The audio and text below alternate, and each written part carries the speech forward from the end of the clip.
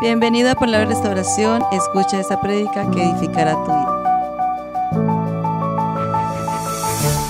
Nuestra historia se está desarrollando en el sur, aquí en la parte de abajo, y Jonás tiene una misión de ir hacia el norte, hacia la parte de arriba del mapa, hacia los asirios.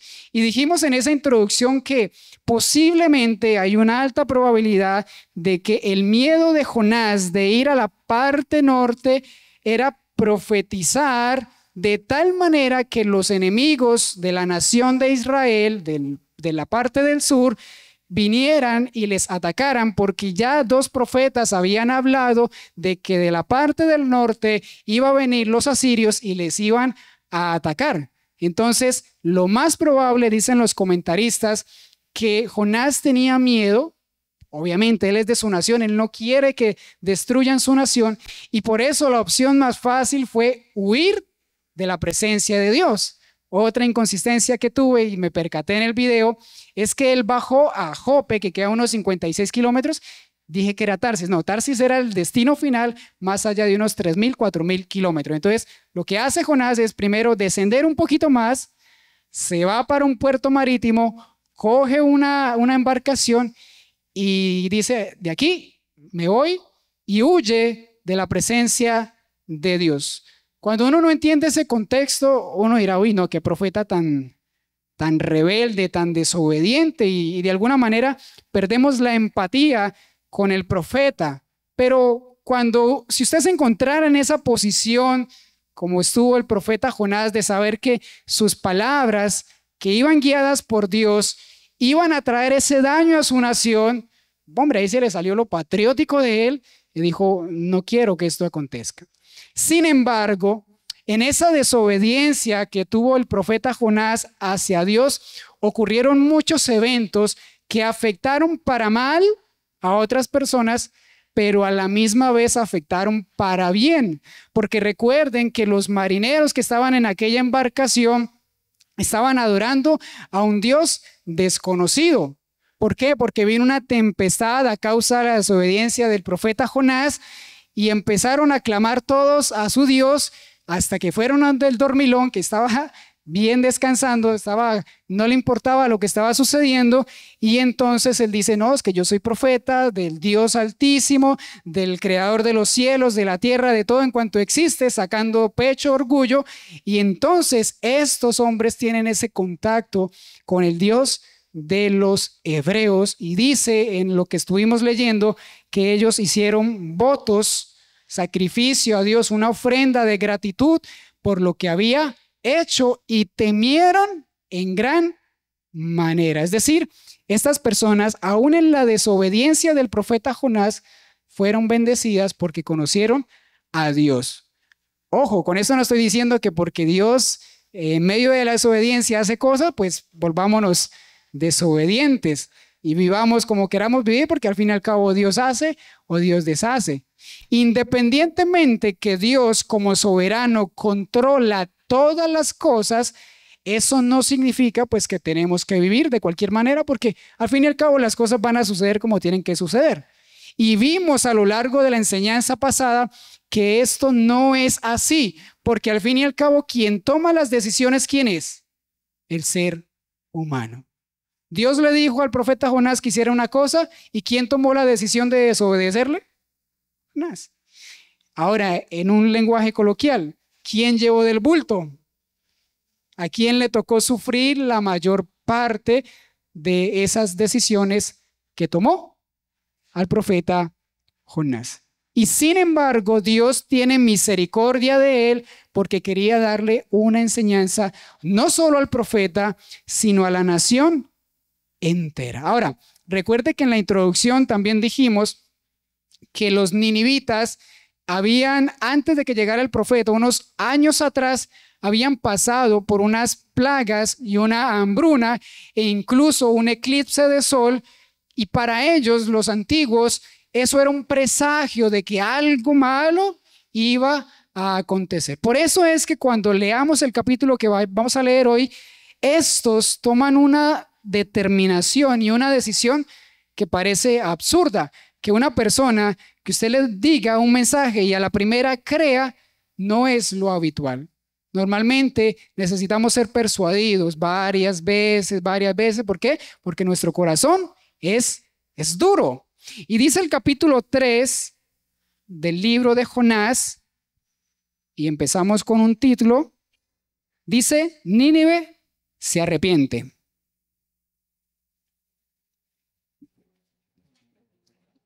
Jonás 3, capítulo 1. Dice la palabra de Dios: vino palabra de Jehová, ¿por cuánta? Por segunda vez a Jonás, diciendo: levántate y ve a Nínive, aquella gran ciudad, y proclama en ella el mensaje que yo te diré. ¿Qué hizo Jonás? Y se levantó Jonás y fue a Nínive conforme a la palabra de Jehová, y era Nínive ciudad grande en extremo, de 3 días de camino. Jonás, ya después de que Dios trata severamente con él, lo lleva, y en la oración que leímos en el capítulo 2, que el pez le dio un paseo que lo hizo recapacitar para clamar a Dios y decirle: Señor, de verdad, ten misericordia de mí, tú ya es la salvación. Él ya sentía que de esa no iba a escapar y tenía la esperanza de poder salir de esa situación para ver el templo de Dios, ya sea de forma literal o partir y encontrarse con Dios. Y dice que en medio de su última esperanza, él clama a Dios y empieza a citar una serie de salmos y a reconocer la grandeza de Dios y a depositar su confianza en Dios. Y Dios lo que hace es que después de que le da el paseo con el pez, termina llevándolo otra vez a iniciar en el punto de partida que debía iniciar desde un comienzo, para ahora sí, con un corazón más sensible, recibir la palabra de Dios y entonces empezar a hacer lo que le correspondía hacer. Y esta naturaleza muestra en muchas ocasiones cómo es nuestro comportamiento delante de Dios, que Dios varias veces nos dice qué tenemos que hacer, cómo lo tenemos que hacer, y nosotros sencillamente hacemos caso omiso. Y a veces en nuestra terquedad vienen esos procesos difíciles y dolorosos que, mejor dicho, nos destrozan el ser completo, y entonces reconocemos que teníamos que hacer caso, que debíamos tomar buenas decisiones. Y Dios en su misericordia no dice: mire, lleve para que, venga para que lleve. No, Él vuelve y comienza nuevamente. Él es muy paciente y le da otra oportunidad al profeta Jonás y le dice: vaya y lleve este mensaje. ¿Y qué hace Jonás? Él, muy obediente, ahora sí, después de vivir esos procesos, comienza a hacer lo que le correspondía hacer desde comienzo. Lo más insólito sería que después de un proceso así, la gente siga sin hacer caso. Y curiosamente eso pasa muy seguido, que Dios, teniendo los tratos a veces severos que sabe tener con nosotros, con su vara y su callado, nosotros a veces endurecemos más el corazón y nos volvemos duros y nos volvemos tercos. Y dijimos en la enseñanza anterior que en esta vida nosotros a veces arrastramos con tantos problemas tan innecesarios porque tomamos malas decisiones saliéndonos de la voluntad de Dios. Y en ese sentido, pues Dios en su misericordia nos trata, y a veces no es el trato que nos gustaría, sino es uno que nos lleve a reconocer, como lo decía mi esposa, que no somos autosuficientes, no somos autodependientes. Nosotros no dependemos de nosotros, dependemos de Dios completa y absolutamente. Él provee todo lo necesario. El problema es qué hacemos nosotros con lo que Dios nos da, sus herramientas, su mensaje, sus instrucciones, sus normas. Si vivimos dentro de su normativa, el Señor ha prometido bendecir a su iglesia y bendecir a su pueblo. Ahora, no porque estemos viviendo en las normas siempre nos va a salir todas las cosas bien. Habrán cosas que no nos salgan a nuestra manera, pero que dentro del plan de Dios todas esas cosas operan para bien conforme al propósito del Señor. Cosas que nosotros dijimos, uy, no, pero es que no me gusta este proceso. Y acá no es si me gusta o no me gusta, estoy de acuerdo, no me parece, Dios es injusto. No es así. Sencillamente Dios sabe por qué nos permite esos procesos en la vida. ¿Para qué? Para que al final terminemos glorificándole a Él, perdón. ¿Cuántas veces no nos ha pasado que Dios trata con nosotros en el momento, no lo entendemos, renegamos, hacemos pataletas, decimos tantas cosas, pero pasado el tiempo, hacemos conciencia y decimos, ok, ya entendí. Si Dios me lo hubiera dicho desde el principio, le hubiera hecho caso, ¿verdad? No, hubiéramos hecho lo de Jonás, porque Dios habla claro y nosotros hacemos lo contrario. Esa es la naturaleza del ser humano. Cuando el ser humano sabe que no está haciendo la voluntad de Dios, hace lo más sencillo, pretender huir de su presencia. Cuando Adán y Eva fallaron a Dios, ¿qué fue lo primero que hicieron? Esconderse de la presencia del Señor. Y nosotros como personas naturales que tristemente estamos con la mancha del pecado original, es lo que normalmente hacemos cuando somos conscientes que no hacemos la voluntad de Dios. ¿Qué quiero decir con esto? Que muchas veces fallamos y pecamos y en lugar de acercarnos a la fuente de misericordia y de ayuda, ¿qué hacemos? Nos escondemos. ¿Por qué? Porque nos avergonzamos de saber que estamos fallando. Pero mire cómo es Dios de bueno y por eso el título era Las decisiones del ser humano y la misericordia de Dios. A partir de este punto vamos a ver la misericordia de Dios en varios aspectos. Lo primero que le dice es, levántate, ve a Nínive, aquella gran ciudad, y proclama en ella el mensaje que yo te diré. Y se levantó Jonás y fue a Nínive conforme a la palabra de Jehová. Ahora sí el profeta se metió en su rol, en lo que tenía que hacer, y dice que Nínive era una ciudad grande extremo de 3 días de camino. No era que Jonás emprendió y como el que pasa por ahí vendiendo cosas con un megáfono de extremo a extremo. No, posiblemente Jonás se paraba en ciertos lugares, empezaba a proclamar el mensaje de Dios y la gente se acumulaba. Y esa tarea le tomó 3 días de camino para llevar su mensaje. Ahora, no es que necesariamente Jonás haya recorrido toda la ciudad en 3 días, sino que más adelante vamos a ver que Dios también provee una ayuda para Nínive. Y dice el cuarto, comenzó Jonás a entrar por la ciudad, camino de un día, y predicaba diciendo, de aquí a 40 días, Nínive será destruida. Acá no pareciera que hay ningún mensaje de esperanza alguno. Si Dios le dio ese mensaje y él conociendo el corazón de los ninivitas, Dios provee lo que había acontecido anteriormente, lo que le habíamos dicho del eclipse, las hambrunas, esas situaciones adversas. Y ahora viene un profeta y viene a decirles que tienen 40 días o que dentro de 40 días ellos van a ser raídos, van a ser destruidos. ¿Y cuál fue la respuesta de aquellos hombres? Dice el 5, y los hombres de Nínive creyeron ¿a quién? A Dios. ¿Y qué hicieron? Proclamaron ayuno, se vistieron de cilicio desde el mayor hasta el menor de ellos. Mire, cuando Dios decide llamar a los que Él ha concedido llamar a salvación, sencillamente lo hace, sin tanto protocolo, ¿no? A veces nosotros le ponemos protocolo, que vamos a evangelizar y hagámoslo de esta manera y digamos estas palabras, y hacemos todo un esquema. Pero si Dios endurece el corazón de esas personas, por más estrategias que tengamos, no se va a lograr. Nosotros estamos llamados a enseñar la palabra de Dios tal cual es y Dios se encarga entonces de tratar con cada persona de forma individual. En algunas personas van a ser más receptivas, otras no tanto. ¿Por qué? Recuerde la oración del profeta Jonás. La salvación es de Jehová. A Dios le compete salvar a quien Él desee salvar. Pero ¿a quiénes se les encargó el mensaje de reconciliación? dice la Escritura, a su iglesia.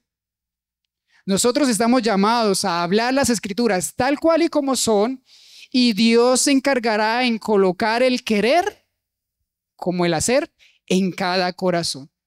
Pero mire que no es que Dios venga con la varita mágica y ¡tin! Te llamo y ahora eres mi hijo. No, Él lo hace a través de su mensaje. Por eso es que nosotros no podemos pretender cambiar absolutamente a nadie. Quien cambia los corazones es la palabra de Dios y cuánto tiempo yo me exponga a ella. Porque entre más conozca y más sensible sea esa palabra, créame que vamos a ser más obedientes y vamos a aprender a tomar la misericordia de Dios, sabiendo que no la merecemos.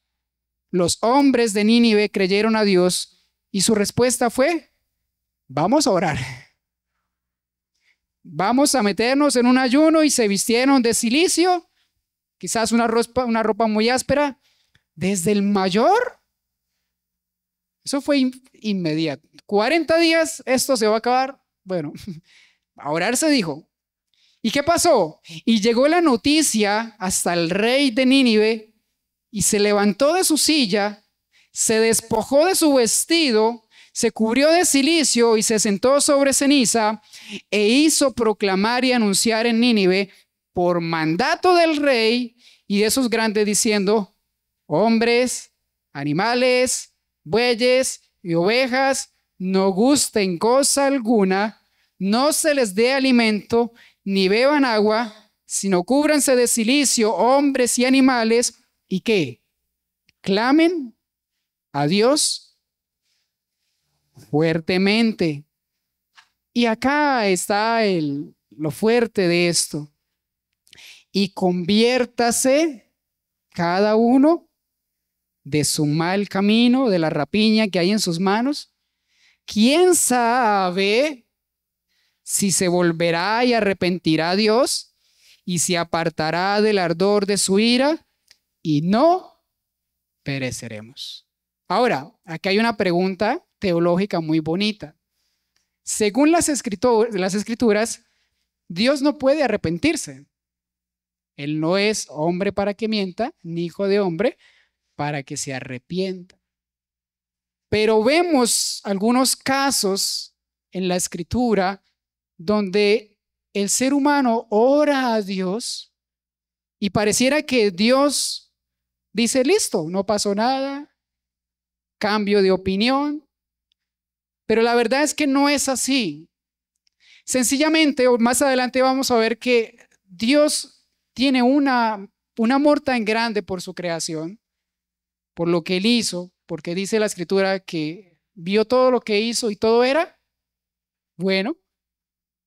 Y por ende, Él no se goza en que alguien se pierda, Él no se goza en que alguien sufra, Dios no se goza en las injusticias del ser humano, sino que más bien es paciente y retiene su ira y no actúa de forma inmediata y severa como muchas veces sí debería actuar, y tiene toda libertad, y somos conscientes que fallamos a Dios y que debería caernos un castigo por nuestras malas decisiones. Y sin embargo, Dios es paciente. Y estos hombres no conocían la bondad y la misericordia de Dios. Ellos hicieron una suposición y dijeron: quizás si tomamos esta iniciativa de orar y clamarle a Él, quizás Dios se arrepienta, quizás Dios tenga misericordia y no nos pase absolutamente nada. Pero mire que lo que hizo Jonás no se quedó en las personas que él estaba hablando, sino que esas personas empezaron a correr la voz, tanto que llegó al punto del oído del rey.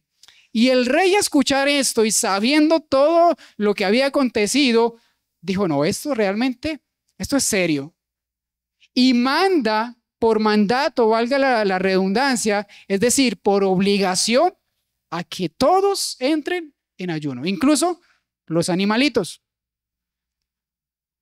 Y ver esto, que aún aquel que es soberano sobre una nación tener que desvestirse, despojarse quizás de decir aquí soy el rey, aquí hago lo que quiero, en esta ocasión tener que decir no, me toca vestirme de cilicio, mandar un edicto y pedirle a todos que se arrepientan. Y él era consciente de la problemática que había en su ciudad. Y si él era el rey, ¿por qué no estaba haciendo algo para gobernar correctamente?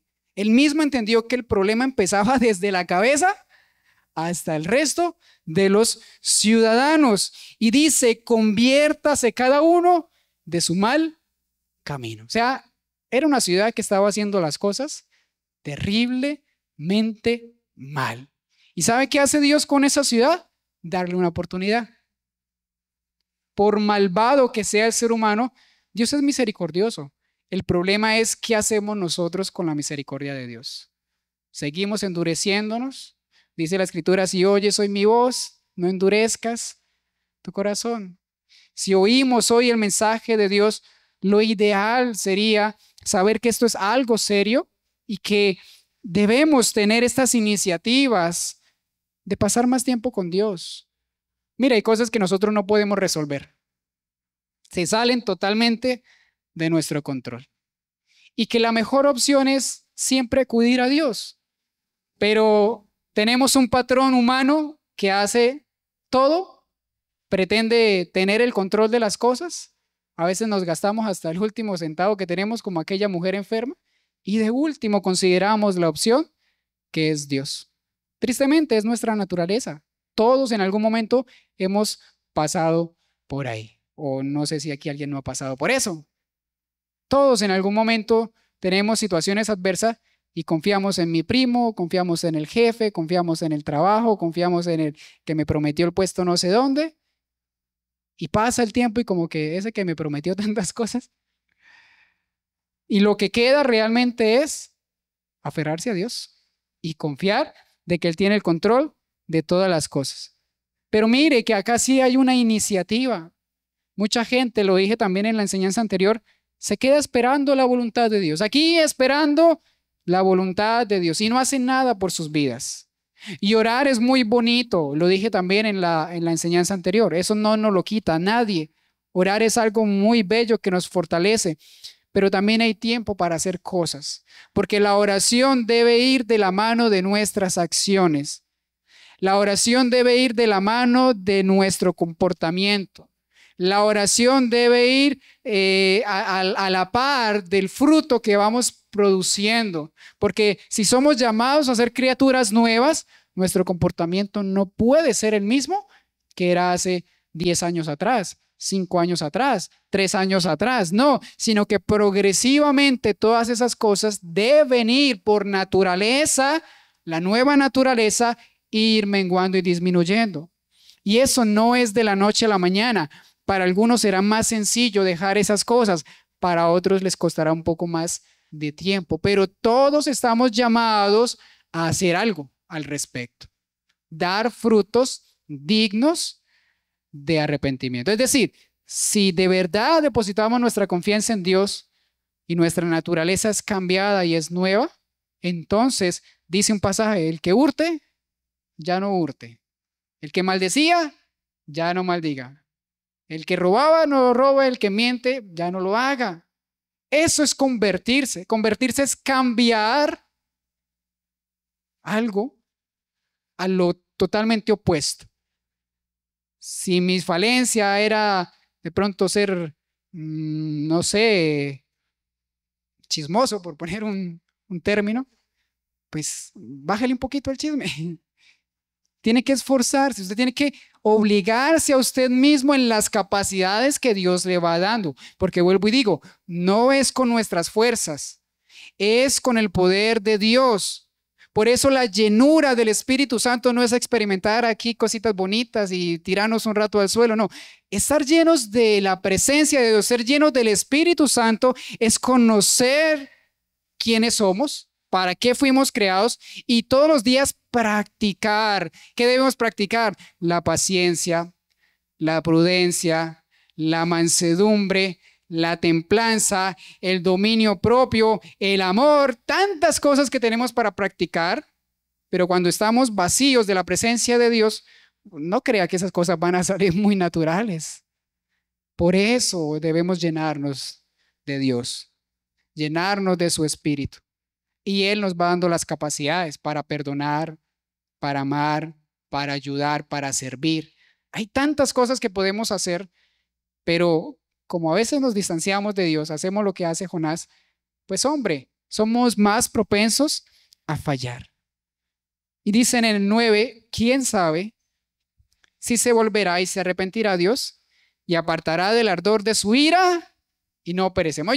Ellos eran conscientes que lo que venía era la ira de Dios. Y ellos, al ser una nación relativamente vecina de los israelitas, ellos debieron ver todas las veces que el Dios de los hebreos los respaldó en las diferentes batallas que tuvo Israel. Y ahora que venga un profeta desde esa nación a decirles que los va a destruir, dijeron no, de esta no nos salvamos. Así que vamos a orar, vamos a hacer algo y esperemos en Dios. Y eso es lo que a usted y yo nos compete hacer todos los días de nuestra vida. Orar, esperar que Dios haga su voluntad, pero a la misma vez hacer lo que nos compete, ¿no? Es como el que, por ahí hay una historia, ¿no? Un poco normalita desde el pueblo, de que en una ocasión había un náufrago, ¿no? Y pidió, Dios, ayúdame, y pasó como un tronco, y él dijo, no, yo quiero es que Dios me ayude, y volvió a clamar, Dios, ayúdame, y después le proveyó otra cosa, y él dijo no, y después, Dios, ayúdame, y le mandó un helicóptero. Él estaba empecinado que tenía que ser Dios, y se termina muriendo el hombre. No aceptó las herramientas que Dios le entregó. Y cuenta la anécdota, obviamente esto es ficticio, pero da una ilustración bonita, que el hombre cuando se encuentra entonces en la presencia del Señor, le dice, Señor, ¿por qué usted no me salvó? Y él le dice, pues es que yo le mandé un tronco, le mandé esta otra herramienta, le mandé un helicóptero, ¿usted por qué no hizo lo que le correspondía hacer? Y así es el pueblo cristiano en ocasiones. Ora y ora y ora y ora y ora y Señor, dame un trabajo, pero yo no salgo a buscar un trabajo.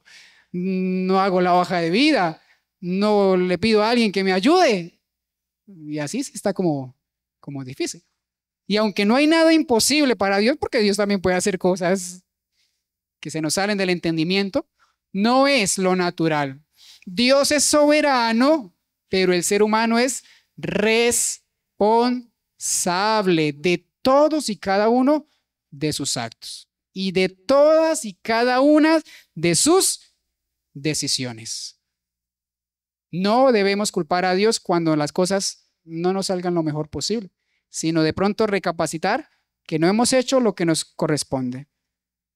Y dice el 10, y vio Dios lo que hicieron, que se convirtieron de su mal camino y se arrepintió del mal que había dicho que les haría y no lo hizo. Y vuelvo y digo, ¿y acaso la escritura no dice que Dios no se arrepiente? Pero acá dice que se arrepintió del mal que había dicho que les haría y no lo hizo. Bueno, la verdad es que no es así, porque con el tiempo vemos que Nínive se volvió a corromper y Dios termina, al fin y al cabo, haciendo su juicio. Lo único que vemos acá es que Dios prolongó en su misericordia el momento en que iba a ejercer su ira. Y ese mismo principio es en el que usted y yo vivimos todos los días. Ninguno de nosotros sabemos el día y la hora en que Dios vaya a venir por su pueblo. Y podemos quizás estar haciendo las cosas incorrectas y cuando Dios diga cerrar su arca, como pasó en los tiempos de Noé, porque es Dios quien cerró el arca ya después de que entró, que tenía que entrar, ahí sí ya no hay nada que hacer. Y nosotros vivimos como si, quién sabe cuándo será la venida del Señor. ¿Creemos que Dios viene pronto? Sí, pero nos comportamos como, como si no. Alguien dice al respecto, creamos que Dios viene pronto, o quizás no sabemos el tiempo, pero vivamos como si Él viniera esta misma noche. Porque no sabemos. Nos acostamos tan confiados en nuestra autosuficiencia Y no sabemos. Y hacemos, y el hombre es tan bueno para hacer planes, ¿cierto? Y voy a hacer, y ta, ta, ta. Y dice la escritura, mejor aprenda a decir, si Dios quiere, hacemos esto y hacemos aquello. Porque no tenemos control de ninguna de las cosas. Mi esposa en estos días me compartía un meme, porque a veces se pueden utilizar los memes para ilustrar ciertas ideas. Cuando uno ahorra cierta cantidad, se presenta un imprevisto que no solo se lleva eso que usted había ahorrado, sino que una tajada más grande. Y uno dice, mis ahorros. ¿Cierto? Dígame si no.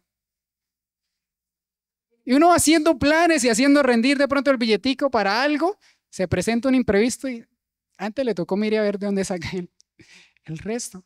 No tenemos el control de absolutamente nada. Nada, nada, nada.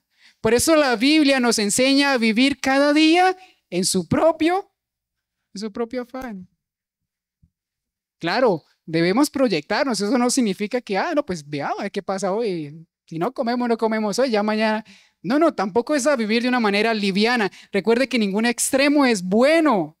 Siempre Dios nos manda a vivir muy medidos en todo. Pero, el gran meollo del asunto es aprender a confiar en Dios. Porque no sabemos Dios cómo va a actuar. Entonces lo mejor es confiar. Si hay cosas que de pronto usted en lo que está viviendo siente que no ha sido capaz y que ya como que se perdió el control de todo, en Dios no se ha perdido el control de absolutamente nada. Es que no hay nada que sorprenda a Dios. Si hay algo nuevo para Dios, pues Dios no sería Dios, ¿no? Porque Dios es omnisciente, lo conoce todo. Si de alguna manera pudiera sorprenderle algo, pues ¿qué clase de Dios tenemos? Y si Dios no pudiera hacer todas las cosas, pues ¿a qué Dios estamos clamando? Pero las Escrituras nos enseñan que Dios lo puede todo, que es omnipresente, omnipotente, omnisciente. Es decir, podemos tener confianza. Y como lo dice esa bonita canción, la última palabra la tiene el Señor. Y dice, no os afanéis. Pero la pregunta, seamos sinceros, ¿nos afanamos en las situaciones adversas? Sí, somos seres humanos. Nos afanamos, nos estresamos y hasta peleamos con el que está al lado porque no sabemos cómo solucionar las cosas.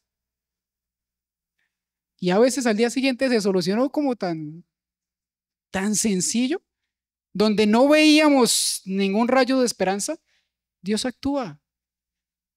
Y eso es lo que nos mantiene a nosotros avivados y decir, de verdad, Dios es muy bueno. Dios es muy generoso. Cuando vemos que todo está mal, que no hay nada que hacer y vemos una respuesta de Dios, mira, y es cuando realmente aprendemos a valorar y decir, vale la pena ser creyente, vale la pena vivir para Dios. Ver la respuesta de Dios es lo más bonito que usted y yo podamos tener. Orar y que Dios responda, dígame si no se siente gratificante. Pedirle algo a Dios y que Él lo haga, eso se siente una paz, una tranquilidad y muchas veces siendo conscientes que no lo merecemos. Pero Dios sabe cómo tratar con su iglesia y con su pueblo. Pero mira aquí lo curioso del capítulo 4, cuando vemos que todo es tan bonito.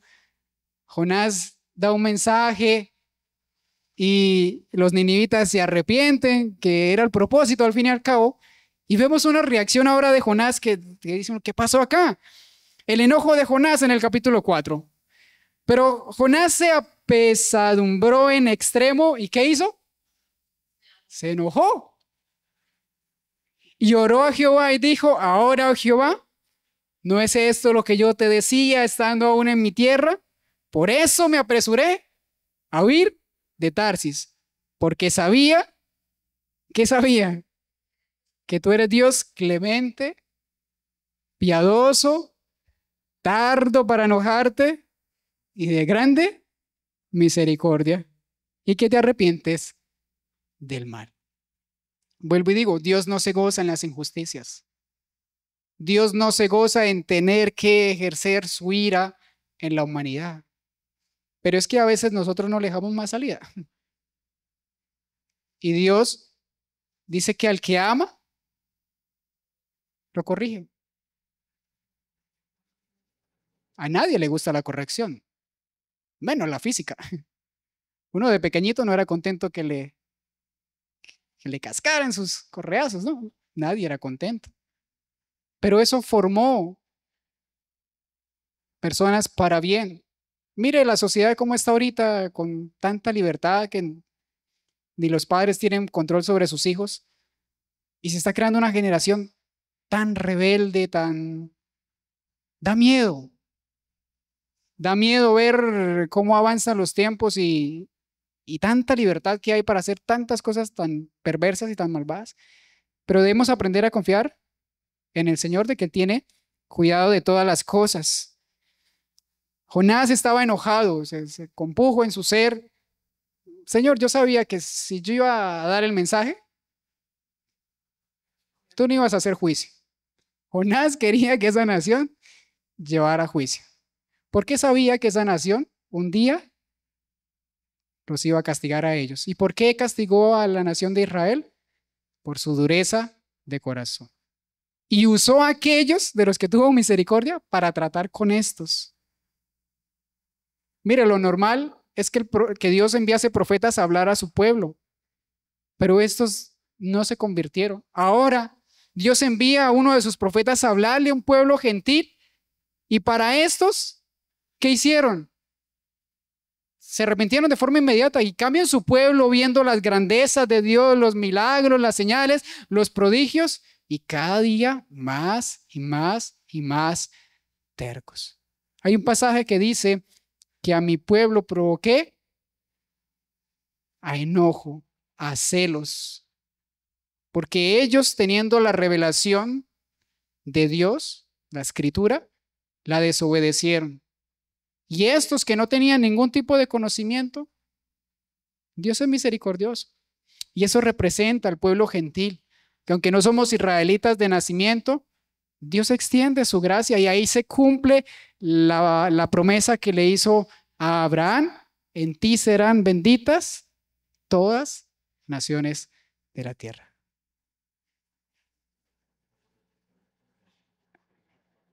La misericordia de Dios es algo impresionante. Jonás reconoce que se fue a Tarsis porque sabía que era un Dios clemente y piadoso, ¿no? Es algo contradictorio. Que Dios sea misericordioso y yo enojarme porque Él tenga misericordia de alguien. Y nos pasa. Créame que es algo que es absurdo, pero pasa. Señor, pero yo aquí me esfuerzo tanto por ser tan buen hijo y me va tan mal. Y yo veo que allí mi vecino, que es bien perverso, y le va tan bien. Hombre, ya Dios tratará con cada uno. Y créame que Dios va a ser más severo con aquellos que les dio más recursos para poder encontrarse con Él y no lo hicieron. Hay un pasaje, si no estoy mal, que dice que no tengamos envidia cuando el malvado prospera. Porque nuestra mayor ganancia no es prosperar en esta vida, que nos salgan todas las cosas bien, ser exitosos, millonarios, alcanzar bienes. Si podemos alcanzarlas, gloria a Dios. Pero si no, es que nuestra mayor ganancia ya la tenemos. Y decía mi esposa, no la valoramos. Es la salvación de Dios. Eso es lo que nos motiva a seguir adelante. A que seres imperfectos, inmerecedores de la gracia de Dios, caídos, en los cuales Dios tiene todo el derecho de mandar la ira que Él quiera y destruirnos, no lo hace. Nos da oportunidades. Saber de que hoy fallamos, pero mañana o en el momento en que nos arrepintamos, podemos una vez más iniciar, hacer un borrón, convertirnos de nuestros malos caminos y empezar ahora sí hacer lo que Dios dice. Dice en el versículo 3, ahora pues, oh Jehová, te ruego que me quites la vida, porque mejor me es la muerte que la vida. Y Jehová le dijo, ¿haces tú? Mire la paciencia, la ternura. Este hombre estaba un poquito, como se dice por acá, en lo cotidiano. ¿Qué tal? Está igualado. ¿A quién se está dirigiendo? Está dirigiendo a Dios, al ser más supremo de todo lo que existe. Y Jehová es paciente. Es que esto es lo más curioso de lo que significa conocer a Dios. Que Dios, siendo un Dios tan trascendente, sin embargo es inmanente. Es cercano a nosotros, es propicio, se deja hablar. ¿Usted no ha visto gente que tiene poder y no se dejan hablar? Que son arrogantes y prepotentes y sabios en su propia prudencia. Dios, aún conociéndolo todo, mire la manera como se acerca a él. ¿Haces tú bien en enojarte tanto? Y salió Jonás de la ciudad y acampó hacia el oriente de la ciudad, y se hizo allí una enramada y se sentó debajo de ella a la sombra hasta ver qué acontecería. Él estaba empecinado de que algo iba a hacer. Él quería ver la ciudad arder, hacer caer azufre, como el profeta Elías. Ese era el propósito de él. Pero Dios no piensa así, menos mal. Dios no piensa así. A nosotros nos hacen algo y queremos, ¿es cierto? Nos enojamos, nos airamos y queremos tomar la justicia por nuestras propias manos, ¿verdad? Dios no. Por eso dice que de Él es la venganza. Nosotros a veces queremos ahorcarlo porque nos enojamos. Sin embargo, Dios dice, no, no, no. Y esperamos de todas maneras. Ojalá me la hizo, ojalá que me la pague. Hay gente que se goza en que otras personas sufran porque le hicieron cosas malas. Eso muestra que a veces nuestro corazón no está del todo convertido. Y mira la paciencia que tiene Dios para tratar con Jonás. Y preparó Jehová a Dios una calabacera, la cual creció sobre Jonás, para que hiciese sombra sobre su cabeza y le librase de su malestar. ¿Y qué hizo Jonás? Jonás se alegró grandemente por la calabacera. Digo, bueno, me subí, tengo una buena vista, voy a ver el panorama, qué va a pasar. Y además, una rica matica que me está haciendo sombra. ¿Cierto que uno irse por allá al campo y acostarse en una matica de sombra, eso se siente muy, muy bonito, muy chévere? De pronto ver una vista espectacular. Y dice el 7, pero al venir el alba del día siguiente, Dios preparó. ¿Quién preparó? Dios. ¿Qué preparó? Un gusano. ¿Qué hizo el gusano? El cual hirió la calabacera y se secó. Y aconteció que al salir el sol, preparó Dios. ¿Ve cómo trata en ocasiones Dios? Un recio viento solano, y el sol hirió a Jonás en la cabeza y se desmayaba y deseaba la muerte diciendo, mejor me sería para mí la muerte que la vida. ¿Cuántas veces no nos pasa eso? Uy, yo debería morirme porque esta situación. Aun cuando Dios la prepara para hablarnos. Dios prepara la situación, las circunstancias necesarias, aunque no nos gusten. Dice Job, Dios da y Dios quita. ¿Quién le dio la calabacera a Jonás? Él no la plantó, él no hizo absolutamente nada. Sin embargo, nació, le dio sombra. Y al día siguiente, ¿quién le quitó la calabacera? Dios. ¿De quién era la calabacera al fin y al cabo? De Dios. Entonces, ¿por qué Jonás estaba enojado? Dice que así sería el solazo. ¿Usted alguna vez ha estado en el sol, así un sol recio que como que le da todo vuelta? No, no le ha pasado. A mí sí. Por eso me río. Eso uno se siente como, no sé, como borracho, como, no sé, eso es una sensación. Y así estaba el profeta y se desmayaba y renegaba, porque cuando nos pasan las cosas malas somos tan buenos para renegar. Dígame si no, nos pegamos en el dedo. Así somos nosotros los seres humanos, aunque las cosas le pertenecen a Dios. Por eso nosotros a la larga somos administradores de todo lo que nos entrega Dios. Nosotros no somos dueños de absolutamente nada. Aunque usted tenga el título de su casa, esa casa no le pertenece a usted. El día que se muera, ¿qué van a hacer con esa casa? De pronto le quedará a sus hijos. Y si no tuvo hijos, pues se la llevó el banco y ya. No era suya al fin y al cabo. Usted era administrador de lo que Dios le entregó.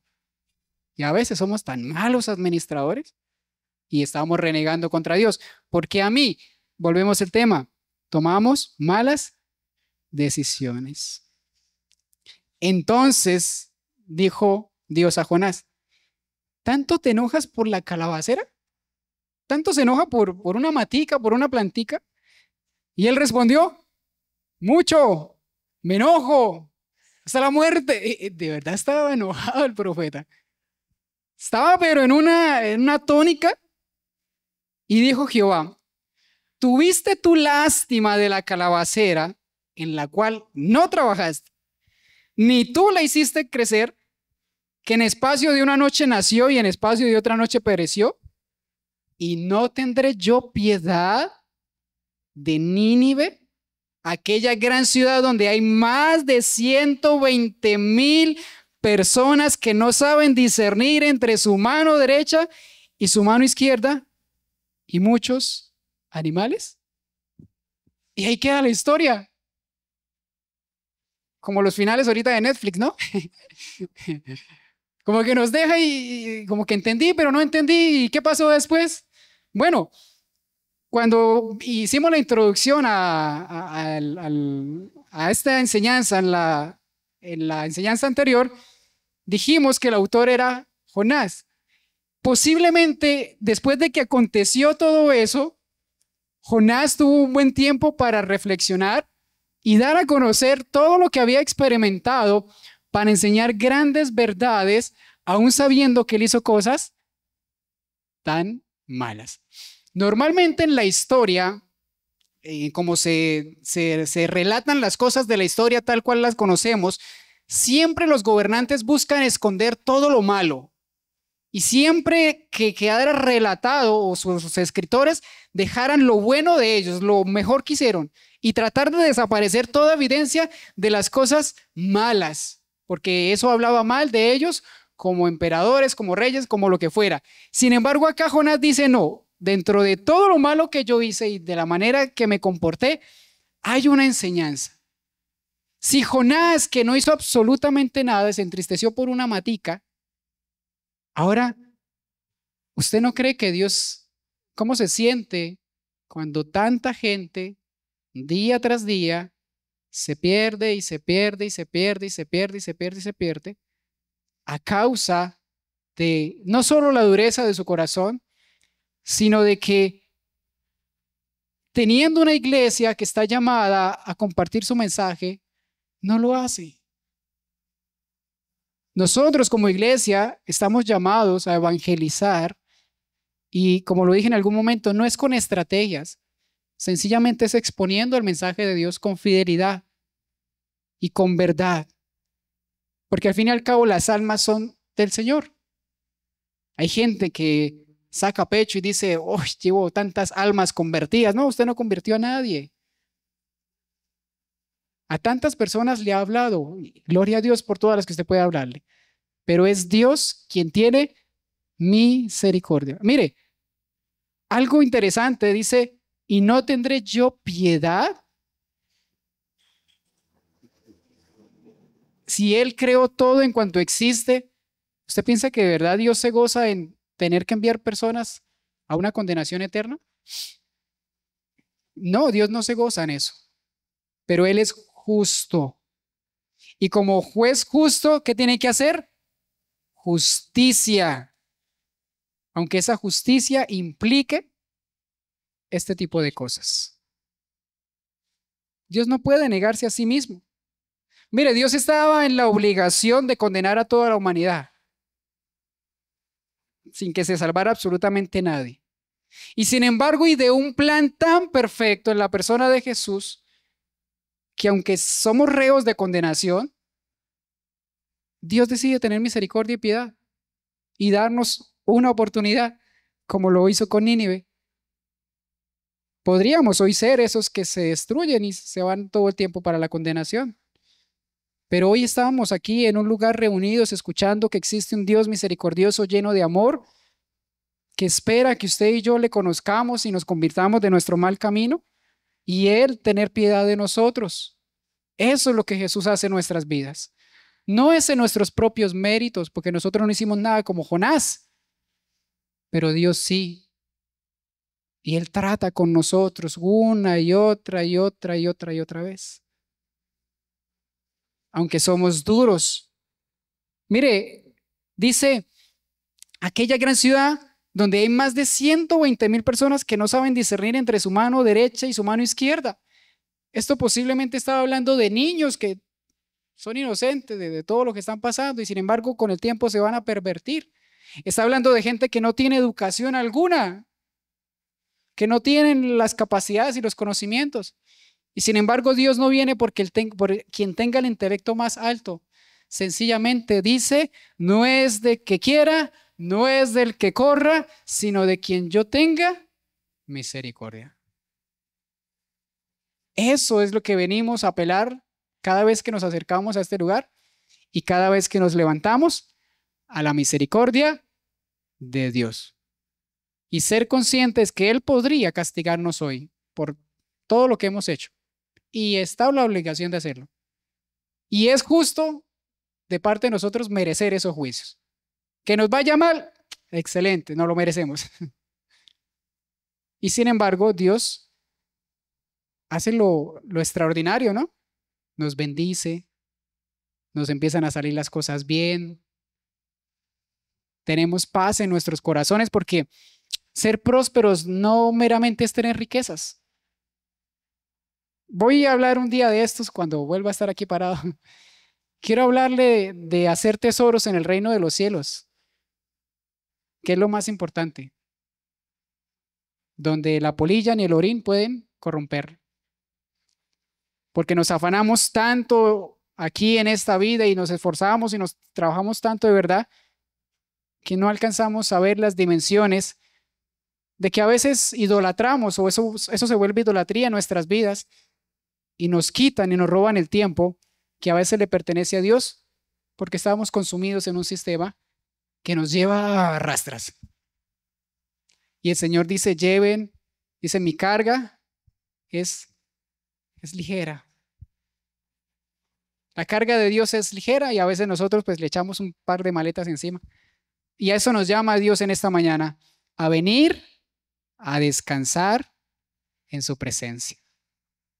Mi hermano, si usted hasta hoy es consciente que ha hecho las cosas mal, hoy el Señor está siendo abierto y diciéndonos que nos da una nueva oportunidad, pero que tarde o temprano, si no la sabemos aprovechar, pues Dios va a tener que hacer juicio.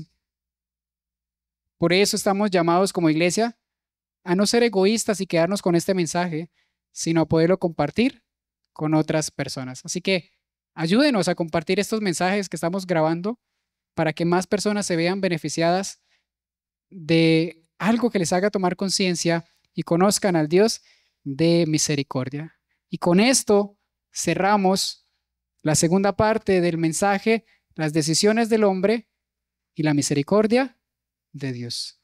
Y podemos concluir que no siempre nuestras decisiones son las más correctas, pero Dios siempre permanece fiel.